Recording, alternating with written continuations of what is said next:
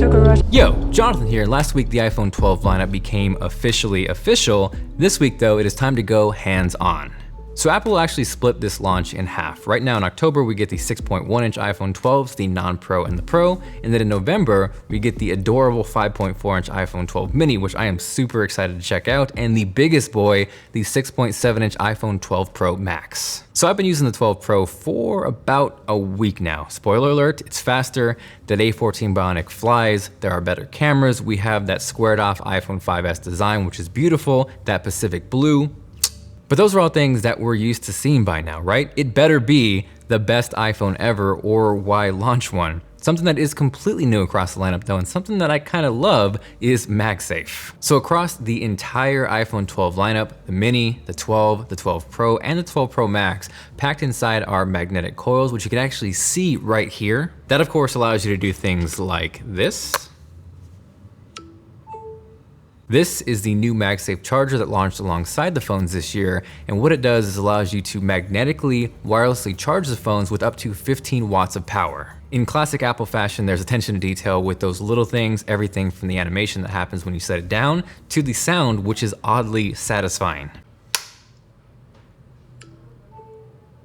Oh, dum, Yeah. you know what that is? I know that interval. It's so do. That's a fourth. The MagSafe charger itself looks like what would happen if Rick Moranis got a hold of an Apple Watch charger, but more importantly, the magnetic connection is Jesse Pinkman approved. For real though, once you snap that sucker on, it is not going anywhere, to the point where you could dangle it upside down, you could Miley Cyrus it. That in itself kind of leads me to my next point after using this all weekend. Because of the magnetic functionality, more importantly, because of how secure it is, it almost feels like you're plugged in, if that makes sense. Right, so with a typical wireless charger, you set it down flat and you can maybe use the phone if you're propped over it, or you buy a vertical charger, but the problem is once you take it off, the charge is gone. With Mr. MagSafe here though, you're free to use the phone, and more importantly, in this case, because Apple has not ripped off the port yet, you have that lightning port open and free. So because of that, you're able to use a pair of lightning headphones, earpods, or a DAC, shout out to AudioQuest, or beyond that, let's say you're using a lightning to SD card adapter, you can now transfer photos and charge at the same time. In terms of speed, again, you're getting up to 15 watts of wireless charging power, which is so much nicer than 7.5. I get it, we're not entering the crazy 600 watts of wireless fast charging Android One Plus side of things, but it's solid, it's reliable, it's compact, it's slim, and it stays cool, and it's not to the point where you're only going to do it overnight. And again, more importantly, you still retain functionality with the phone while charging. So this connects through USB-C, and the one thing I'm not crazy about with this is the fact that the cable itself is tied in and attached to the puck.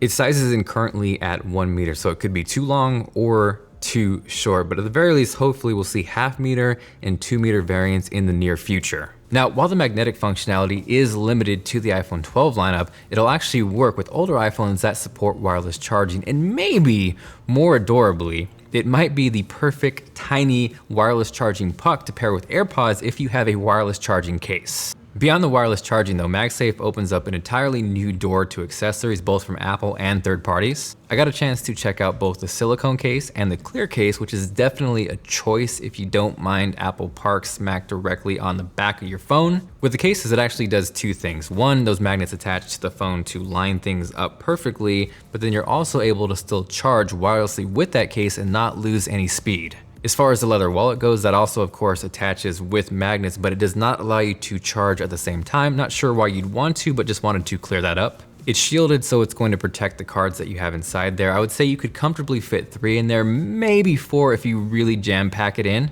I don't know if personally I'm ready to go that minimal yet, but if you're into that, this might be a perfect option. More importantly, it also doubles as a great standalone minimal wallet just in case you don't want to attach it to the phone.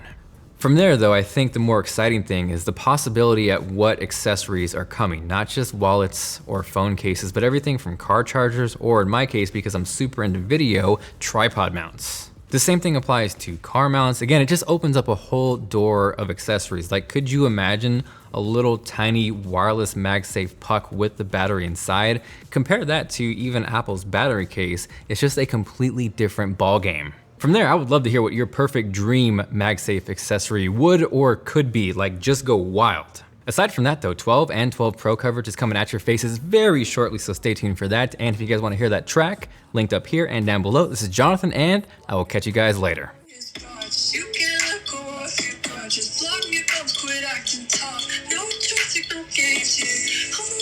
Oh, those are nice. Look at me like I'll save ya. Look at me like I'll save ya. I'll be in the cut. You talk shit, I don't talk too much. I really can't relate to that stuff. Bet you wanna say it to my face, cause I'm laid back, but I don't front. Dopamine up in the MagSafe plug. Hit my line like it ain't just dub. Present decline is a sugar rush. I'm